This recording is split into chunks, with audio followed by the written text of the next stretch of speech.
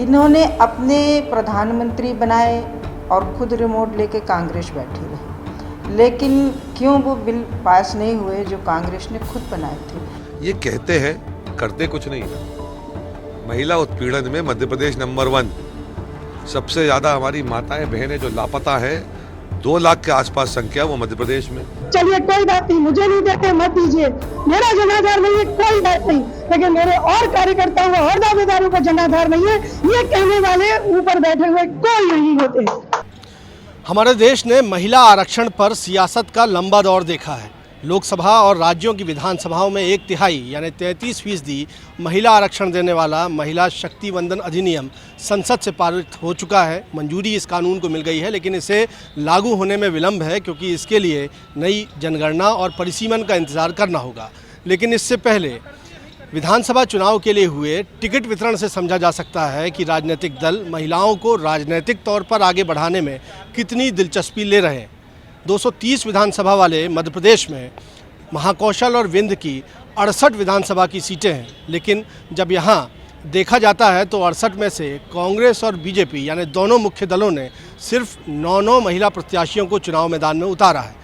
उस पर भी महाकौशल के मुख्यालय जबलपुर में 8 विधानसभा सीटें हैं, इसमें भी भारतीय जनता पार्टी ने एक भी महिला को चुनाव मैदान में नहीं उतारा, बल्कि सिहोरा से सिटिंग एमएलए नंदिनी मरावी की टिकट काट दी गई और कांग्रेस ने भी 8 में से सिर्फ एक महिला पर ही भरोसा जताया है। आंकड़े देखकर पता चलता है कि 68 में से किस तरह न्यूनतम तौर पर जाकर सिर्फ 9 महिला उम्मीदवारों को कांग्रेस और बीजेपी ने टिकट दी है। मध्य प्रदेश के चुनावी समर में भारतीय जनता पार्टी और कांग्रेस ने अपने प्रत्याशियों का ऐलान कर दिया है, लेकिन इसमें महिला उम्मीदवारों को उनकी उम्मीद के मुताबिक स्थान नहीं मिला। विंध्य और महाकौशल अंचल की बात की जाए तो यहाँ सिर्फ 9 सीटों पर महिला प्रत्याशी दोनों पार्टियों ने उतारे हैं। महाकौशल अंचल के मुख्यालय जबलपुर में जहाँ पिछले 2 विधानसभा चुनावों में 8 सीटों में से 2 सीटें महिला उम्मीदवारों को मिलती आई थी, लेकिन इस बार जिले में एक भी सीट महिलाओं के खाते में नहीं आई। जबलपुर में सीट वितरण को लेकर जहां पुरुष प्रत्याशी नाराज दिखे, वहीं महिला दावेदारों का गुस्सा भी जमकर फूटा। यहाँ एक से एक वरिष्ठ कार्यकर्ता है, यहाँ पे एक से एक वरिष्ठ बहनें हैं। पूरे जबलपुर में बहनों का सुपड़ा साफ कर दिया। झूठ छलावा 33% आरक्षण का 2 सीट देते थे, वो भी गायब। चलिए कोई बात नहीं, मुझे नहीं देते मत दीजिए, मेरा जनाधार नहीं है, कोई बात नहीं, लेकिन मेरे और कार्यकर्ताओं और दावेदारों का जनाधार नहीं है, ये कहने वाले ऊपर बैठे हुए कोई नहीं होते, कोई भी नहीं होते। ये अपनी छाती पीट रहे थे भी कुछ दिन पहले। हमने महिला आरक्षण बिल ले आए जो कि पहले से लागू हो चुका था, सब तय हो चुका था। ये कहते हैं, करते कुछ नहीं है।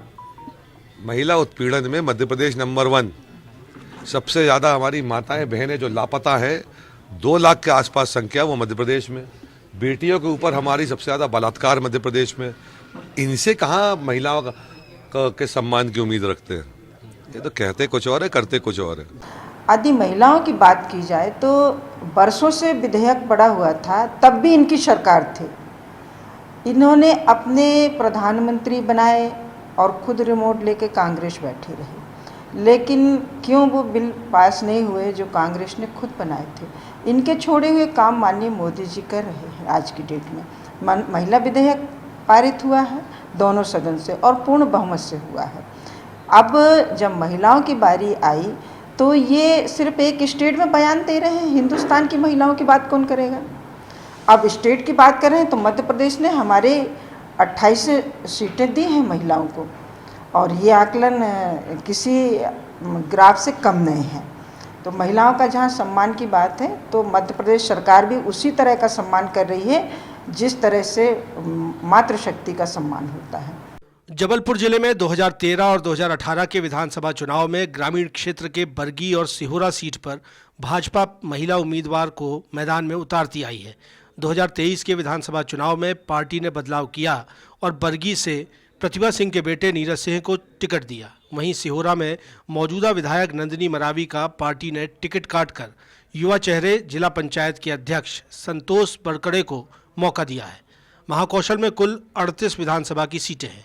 इनमें 2018 के विधानसभा चुनाव में 24 सीटें कांग्रेस ने जीती थी, 13 सीटों पर भाजपा को विजय मिली थी और 1 सीट निर्दलीय के खाते में आई थी। वहीं विंध्य की 30 सीटों में से 24 सीटों पर भाजपा ने जीत दर्ज की थी। इधर महिला प्रत्याशियों की बात की जाए तो भाजपा ने सतना रैगांव से प्रतिमा बागरी, चितरंगी से राधा सिंह, मंडला से संपतिया उइके, बालाघाट से मौसम बिसेन, जैसे नगर से मनीषा सिंह, मानपुर से मीना सिंह, अमरवाड़ा से मोनिका भट्टी, सीधी से रीति पाठक और परासिया से ज्योति डहेरिया को टिकट दी है। वहीं कांग्रेस ने बांधवगढ़ से सावित्री सिंह, रैगांव से कल्पना वर्मा, मनगवा से बबीता साकेत, सिंगरौली से रेणु शाह, जैतपुर से उमा धुर्वे, सिहोरा से एकता ठाकुर, लांजी से हिना कांवरे, बालाघाट से अनुभा मंजारे, गाडरवारा से सुनीता पटेल और नागौद से डॉक्टर रश्मि सिंह पटेल को टिकट दी है।